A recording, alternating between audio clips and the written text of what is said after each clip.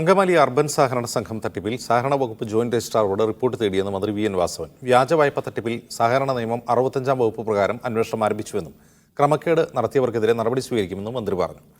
കോൺഗ്രസ് ഭരിക്കുന്ന അങ്കമാലി അർബൻ സഹകരണ സംഘത്തിലെ വായ്പാ തട്ടിപ്പുമായി ബന്ധപ്പെട്ട മീഡിയ വൺ വാർത്താ പരമ്പരയ്ക്ക് പിന്നാലെയാണ് നടപടി. Media one impact.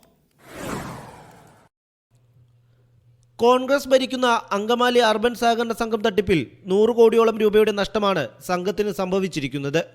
സഹകരണ നിയമങ്ങൾ പാലിക്കാതെ വ്യാജ വായ്പകൾ വിതരണം ചെയ്തായിരുന്നു ബാങ്ക് ഭരണസമിതിയുടെ തട്ടിപ്പ്.